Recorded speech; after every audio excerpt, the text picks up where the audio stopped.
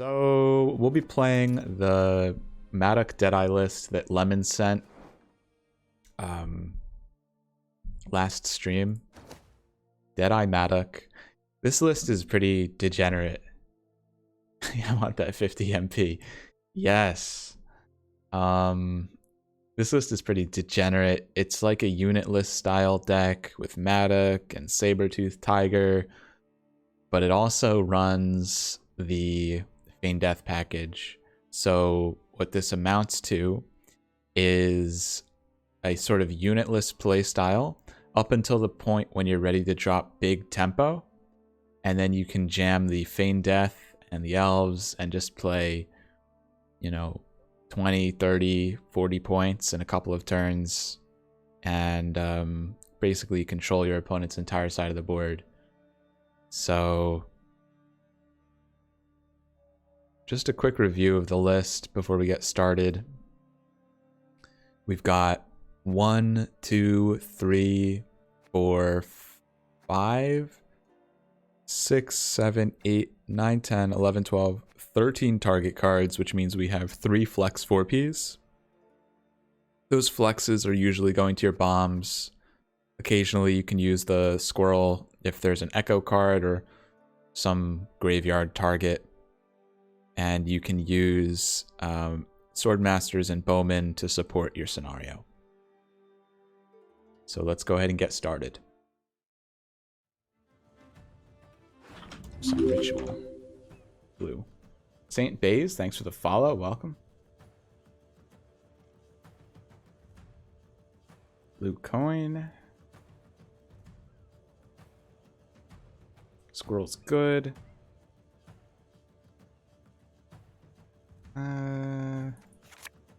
This is our only... Well, we have Sabertooth proactively. I think I should keep some proactive plays. I don't think I need the Sappers. Maxie's good. Maybe I'll get rid of the Swordmaster now. Oh, no.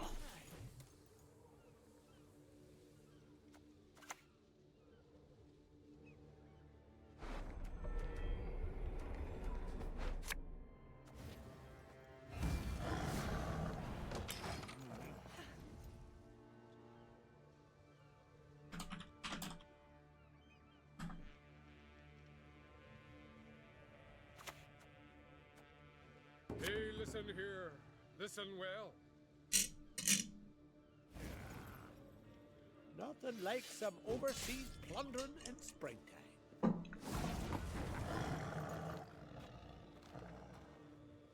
I'm actually learning a little bit. By using Maxi, I kind of got a different perspective on mulligans. I think I've learned a little bit. And I realized something. I think it's not intuitive. I'm going to drop some knowledge on you guys here for a second. Round 1 mulligans are the most valuable mulligans in the entire game.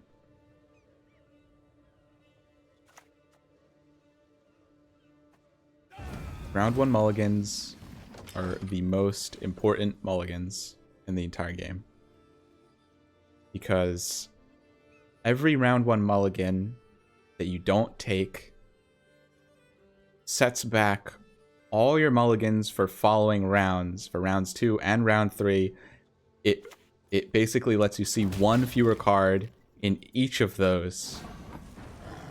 So it's like, you can think of it like, if you basically, let's see, you draw, how many cards do you draw? You draw 10 and there's 15 in the deck, and then you see, let's say you see 2 mulligans, you draw 3 more, you see 2 mulligans, and you draw 3 more and you see 2 mulligans, right? I have to do the math on that, but basically you can only see a certain depth into your deck. And the round 1 mulligans not being taken affect the cards that you see in round 2 and round 3. And if you miss them on round 2, you don't take them on round 2, it compounds and makes round 3 doubly worse. I feel like that's unintuitive. It never really seemed that way to me. But round 1 mulligans are the most important, so I think you should always take them all, especially because bricking in round 1 is not really the end of the world. You have plenty of time to fix your deck before the decisive round. I want to do a more in-depth video on that, on mulligans. Sort of similar to like the Rule of 16 one, but I'm gonna have to take some time to like plan it out properly, I think.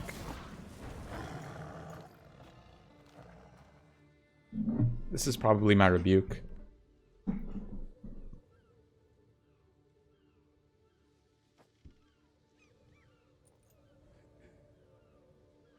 think I rebuke the Fanatic and then I hold the Madoc.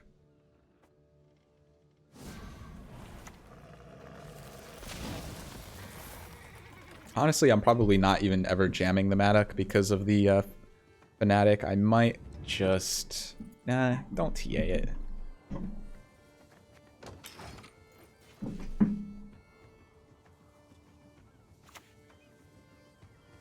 Don't you pester me.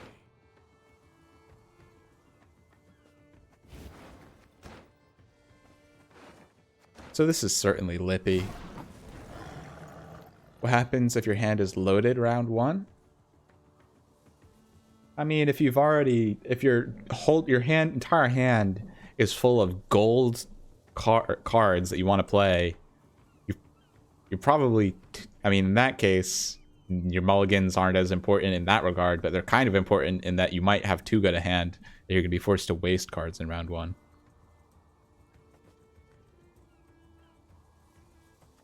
I think we maxi here and then TA her.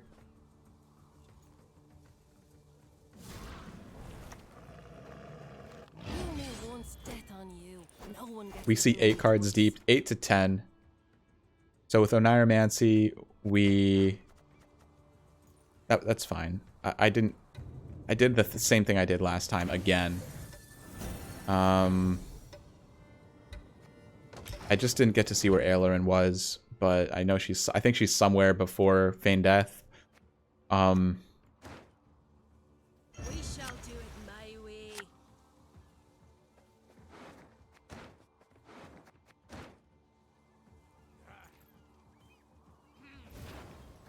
What was I saying?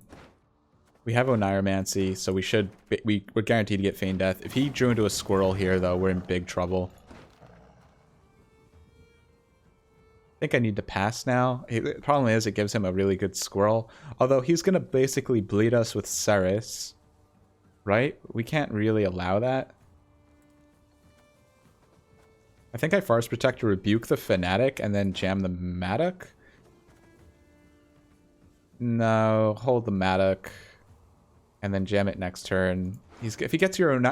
No, you know what? If he has a squirrel, we want him to squirrel the Madoc. Because it's our own, we know it's our only access to Feign Death, I guess. If none of our mulligan cards go to the top of the deck, then we guarantee Feign Death, but that's unlikely. Believe it or not, I think I want him to hit Madoc instead of the Oneiromancy if he has a squirrel here. Like... Because we can only see 8 to 10 cards deep, and we don't know if it's going to be 8, 9, or 10. And if it's 8 or 9, we're not finding our scenario except with Oneiromancy. Why not use the Madoc and then bomb the Fanatic? Because I wanted him to squirrel the Madoc. It's bait. I wanted that to happen. Now we have to get lucky and draw our scenario. Basically, we're going to take two mulligans in each round, right? Or no, 2 mulligans in round 2. With those 2 mulligans, if either of those 2 mulligans go above our top 3 cards in the deck, then we're not finding our scenario because of its location in the deck having used Maxi. So that's a problem. I kind of feel like it's almost a 50-50 that we miss Feign Death this game now.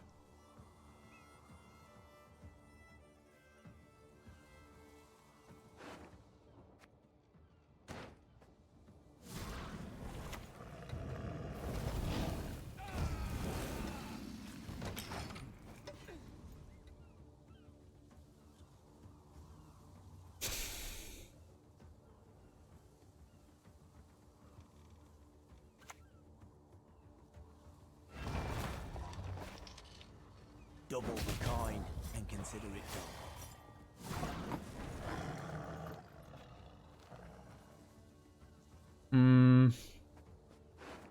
we can't allow the opponent to bleed us with the first Ceres. That's like a guaranteed lose con. I think we Verno here. Not really any good squirrels available to us.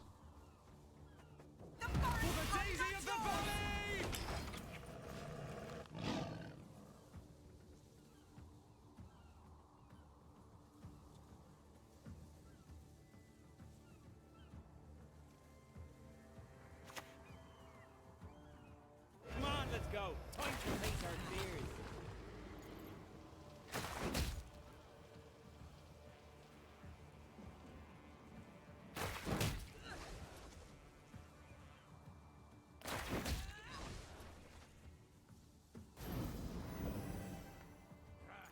How does he take it here? He plays another Bear Witcher. Alright, well. Guess, yeah, he's gonna... Yeah, I guess I have to play, Yavin here. At least we don't bring out the Aileron, which is pretty good for us.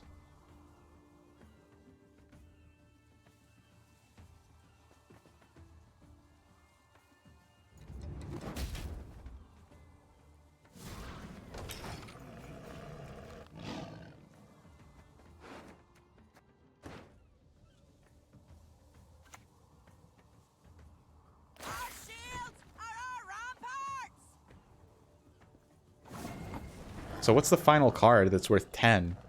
Heatwave or some sort of tall removal? I don't see them ever getting ahead of the squirrel. If he Heatwaves or Curses of Corruptions here, then they have to go full leader, right? They have to go full leader, then they're not going to be able to proc Ceres. And we're okay with that, so squirrel here.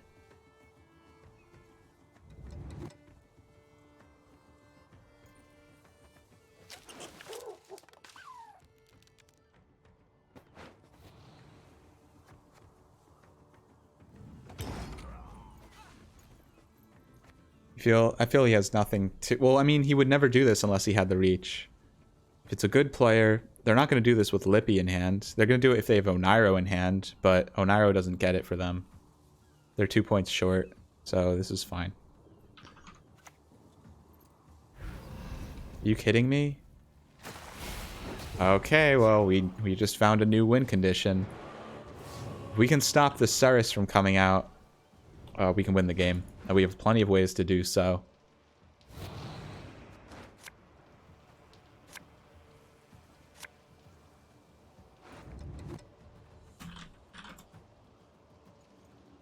The heat wave is not doing much for us.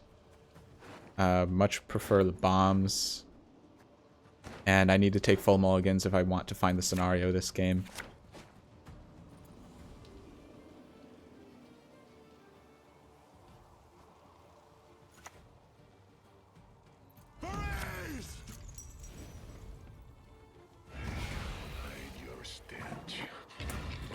You think we're gonna get 2-0'd? How? This is 5 plus 6, it's 11. We do this and 1 leader charge. Or no, we do 5 and 7. That's actually enough, yeah. Do we... I don't want... yeah, it's probably fine. Swords I smile at, weapons laugh to scorn. But we can't get 2-0'd because he can't bring Ceres out. And we can stop him from doing so. Okay. So we can just do... Oh. Careful. Oh my gosh, I just realized. If I were to have pinged the Morkvarg and moondusted it, then it would have purified the cursed and brought the Morkvarg back and we would have lost the whole game. Jeez. That was almost a huge misplay. Okay.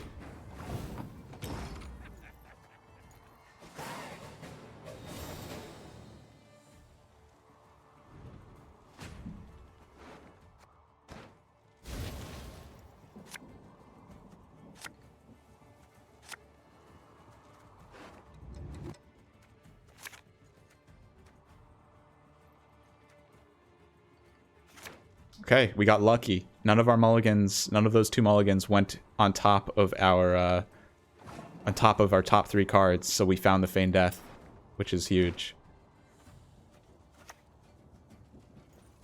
Let him forth, Duan. You stand no chance.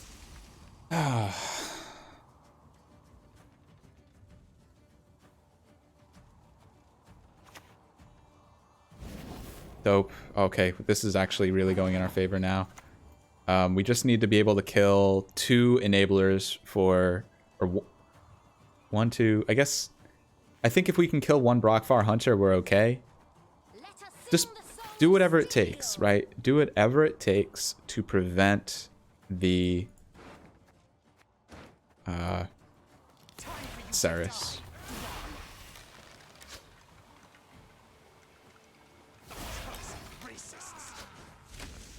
We shall drive the ape men into So... the sea. Brockfar Hunters... wait. No, this is okay. This is okay. He can't proc the Ceres with this. So we Northern Wind here.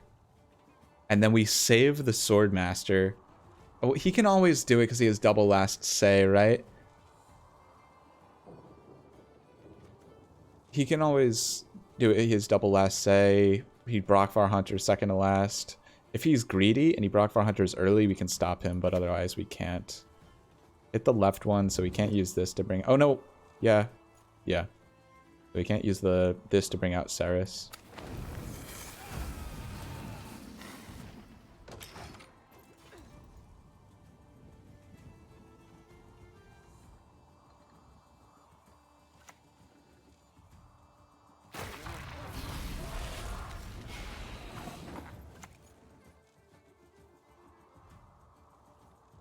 I mean, he would always do it second to last, Rose. I don't think... I know what you're saying, but I don't think that's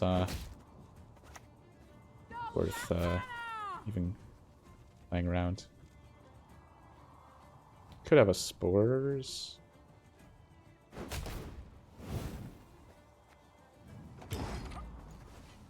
Brockfar Hunter, Ceres here. Oh, man.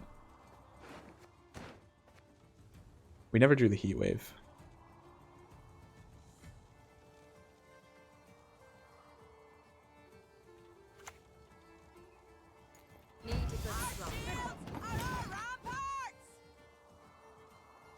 There's a chance he can't proc it.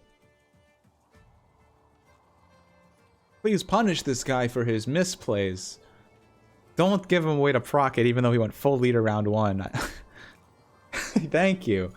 Thank you. Oh my gosh. Alright, lockdown. We can deal with this. I'm going to try and put a little bit of extra effort into this one. I don't want to misplay like I did last game. That was really bad. Swordmaster. I just don't see it working out with our current hand. Neither do I see the Bowman working out with our current hand.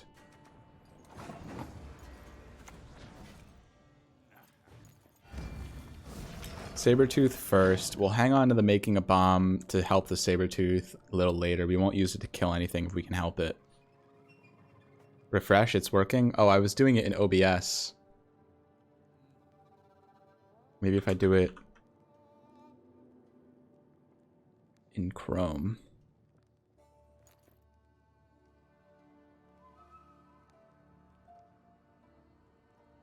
Oh, yeah, it is working. Nice.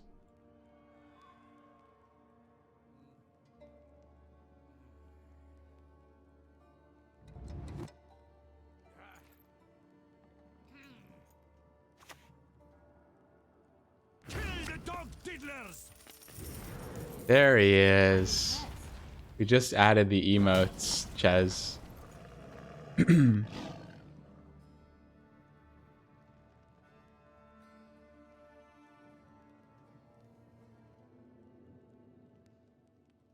Shiru generally isn't bad, isn't it? If there are a lot of 4 on the tables in this meta. Yeah, it's especially good against SK. It definitely has a time and place, that's for sure.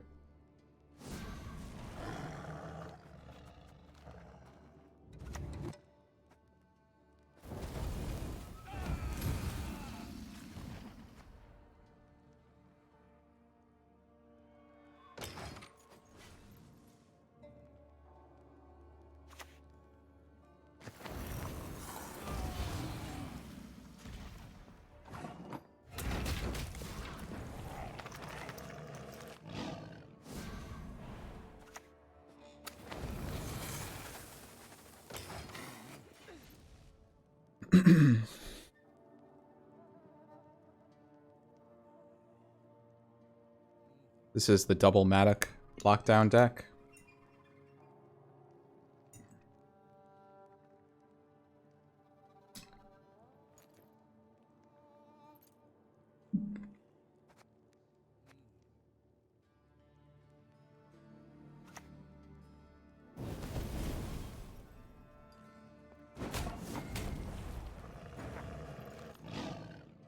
Just discard something at this point.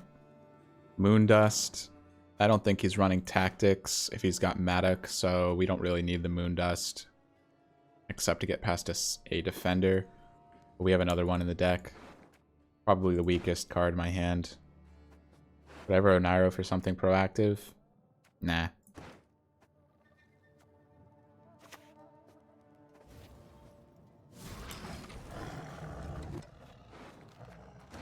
He just wants to clog. Oh, 2 can play this game, buddy. Making a bomb. Making a bomb or rebuke. Making a bomb is pretty good with this board. Yeah, I'll hold on to that. I'll discard the rebuke next.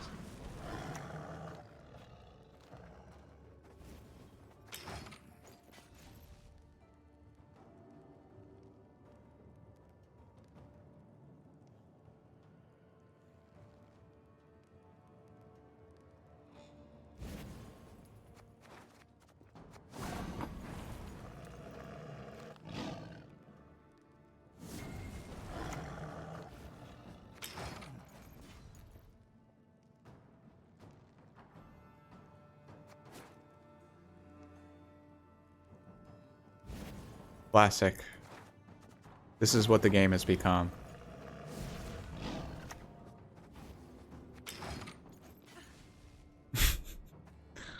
Cunning play.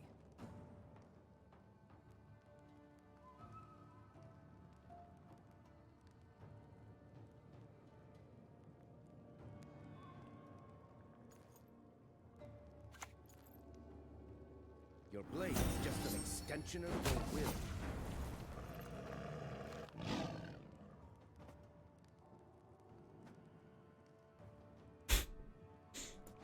Here we go. I guess I was supposed to pass before that. I was supposed to pass at 5.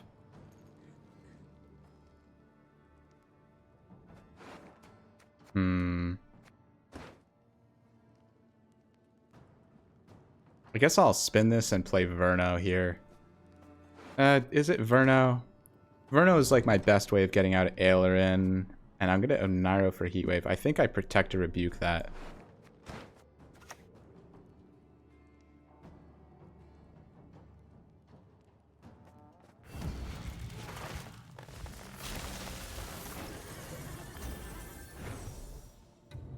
If we see another one, we can Heatwave it.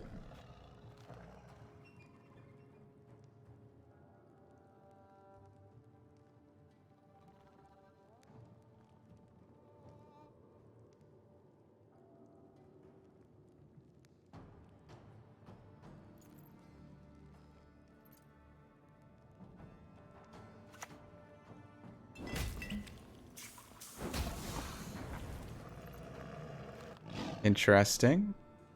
Okay. In this case, I could Oniro for Maxi.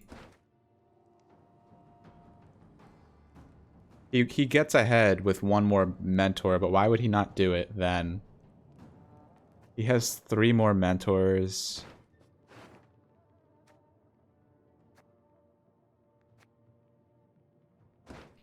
Yeah, we probably should pass now. Because he can just get ahead if we go for Maxi here. Okay. Probably should have passed at 5, to be honest. What was I hoping to get from playing that deep? I don't know. I wasn't going to win. Oh, we get another. Wow. Strike back.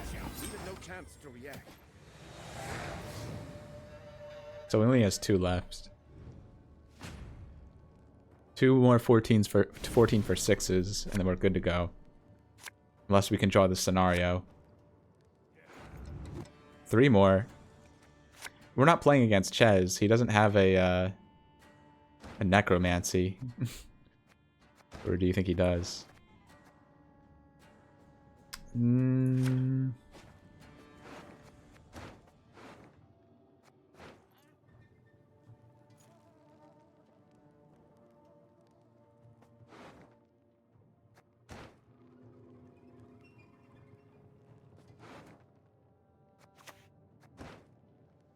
Falling is a necessary step toward picking yourself up. I guess we have to play that now. Because he's gonna Viper Witcher Alchemist it next turn. Oh wait, no, we grab Maxi and reshuffle our deck. Oh. Tech, yes. Fool me once, death on you. No one gets to fool me twice. Do we want to put Aileron at the bottom or the Guardian? Probably Aileron. He's the worst. She's worse than the Guardian to draw into hand.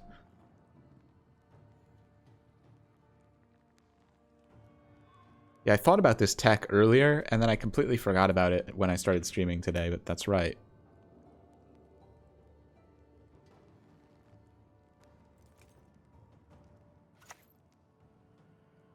Strike first and strike hard.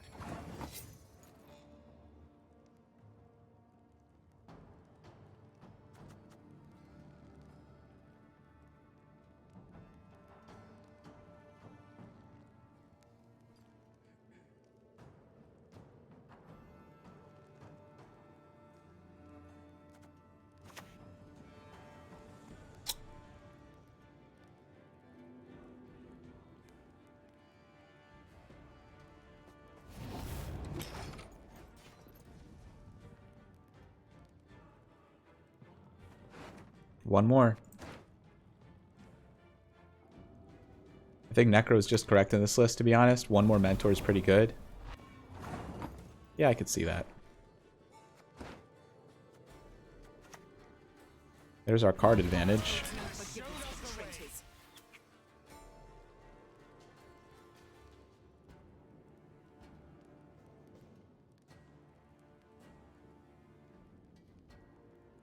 Vigo for one more.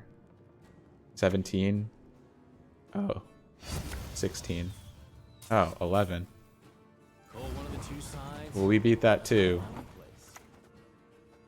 Coexistence. No such thing. Alright, so we just need to find an elf and a scenario, and we've got this. Or no, just two of either elves or scenarios. It doesn't have to be one elf and one scenario. Or 1+1. Some useless bombs. There's an elf. If we can get one more elf here, or the scenario, we've got it. I mean, honestly, Aileron is technically one, but we want one of these. So 4 or 5 targets in the deck. Again, 50% chance to do this on our last mulligan. Pretty decent odds, actually, and it's even higher if we're okay with drawing Aileron. They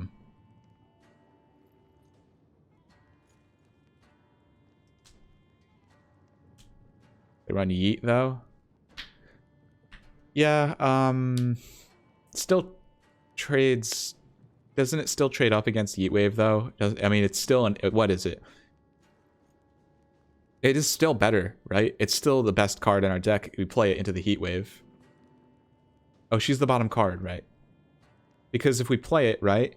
Think of it like this. We're playing a card, the other card that he would have Heat Waved if we didn't play a scenario, and we're getting the engine for free, right? So it's just the best card, even playing into a Heat Wave. Like, there's nothing that would be better against the Heat Wave. Hey guys, I hope you enjoyed those games. Now we're going to take a moment to look at this list and talk a little bit about the synergy, the target cards, the thinning, the tall punish, and a couple of other things. So starting off, I believe that we had checked this at the start of the stream. The deck actually has 13 target cards, and that means that it has 3 flex 4Ps every game. And the 4P package has a lot of really good options. The bombs are great in this deck because of Madoc. We have a squirrel for when you need to banish echo cards and other graveyard hate. And then we have some nice backup elves for the Feign Death in the Elven Swordmaster and Dolbathana Bowman. So in terms of synergy, this deck takes a sort of hybrid approach in providing both the Feign Death Elves package and a unitless sort of play style. So for the Feign Death side of things, obviously we have Feign Death itself. We have the really powerful elves that synergize so well, especially with the leader Deadeye Ambush. We've got Vernosiel, and we've got Yavin, and then of course all the other elves, Sappers, Swordmaster, and Bowman as backup targets. With these cards, you can create a huge bleed situation in which you slam tons of points in a very short amount of time, bringing out Ailerin, and usually dunking on your opponent in a short round 2 bleed. On the unitless side of things, this deck has the Madoc package with D-Bombs, Making a Bomb, Moondust, and Northern Wind. That's a grand total of 7 bombs in the deck, which is pretty good. Saber-Tooth Tiger is great for giving the opponent very little to interact with. Heatwave, of course, a staple in most meta decks these days, but also a very good card for a unitless playstyle. And I think that wraps it up. We have Rebukes as well. Forest Protector isn't really technically unitless, and it doesn't really fit into either one of the two sides of this deck that I just described. It's just sort of a very good value control card that I think a lot of Scoia'tael decks can run. Now, there are a few cards in here which kind of stick out like a sore thumb. What's this doing for the deck? And when I say a few, I think I actually mean just one, and that's Maxi. Now, this card I was a little bit unsure of when I first took a look at it. It got a buff this last patch, so it now plays for 1 more point, or is it 1 less provision? One of the two. Either way, it's more valuable. And you look at your deck in order from top to bottom, and then you have the choice to shuffle it and put a card on the bottom. So I was thinking, what good is this going to do? But with the latest patch to the game, and not having Justice as a consistent option for Scoia'tael means that you need to find your consistency elsewhere. And Maxi does a very good job of sort of putting a band-aid on that situation and allowing you to look at your deck, see if you're going to draw your gold cards. If you're not, you could reshuffle, and she has the added benefit of putting the brick Ailerin on the bottom of your deck. So you don't need to worry in your round 3 mulligans if you're going to brick Ailerin on the last one, because Maxi put her on the bottom. So it's just like a nice little extra level of synergy with Deadeye Ambush that I think makes Maxi a really great choice. So moving on from the synergy, this deck I think has about, I'd say like 1.5 to 2 tall punish. Heatwave obviously is a great tall punish, and then the Yavin provides a really great option up to 8 points of damage. Up to 11 if you combo that with the Feign Death's Waylay in a single turn, which is pretty good in terms of tall punish. That gives you a pretty good option. What else do we have? So we talked about target cards. What about proactivity? So a lot of the times Madoc runs into problems with proactivity. You need about 4 proactive cards in a deck for it to be playable, just about, I think. 3 is cutting it close. Basically causing you to not have proactive plays about 10% of the time on blue. When you put it to 4 proactive cards, you're going to have proactive plays. I think it is about 98% of the time, so it's pretty good. So for proactivity, we've got Swordmasters, we've got, Sappers, you don't really want to play proactively. You could in a pinch. We have Maxi, we have Saber-Tooth Tiger, and then Oneiromancy can be used to grab one of your proactive plays if you need it. Obviously, you don't want to have to use Oneiromancy, but it's a good option for a deck like this. Usually, you'll end up going Saber-Tooth Tiger when you have to go first, and then force the opponent to play points on the board, which you can then react to. In terms of tutors, the deck has Oneiromancy. In terms of summons, the deck has Madoc and Ailerin, so it's thinning by 3 every game. Not a lot, but again, that's why we're running Maxi, to kind of like I said, put a band-aid on the situation. So overall, this is a really fun list to play. I definitely like the fact that I can play unitless style in earlier rounds, make some more reactive decks, have awkward situations where they don't really know what to do and they might have to discard some cards. And then obviously slamming the really big tempo with the Feign Death elf package is a lot of fun in a round 2 bleed or decisive R3. So I hope you guys enjoyed the video, and I hope you enjoyed playing the list. And I got to thank Lemon for sending me the list in the first place. Definitely was a great suggestion, and it's probably one of my favorite ST decks that I played this season. So hope you guys enjoyed, and I'll see you next time. Take care.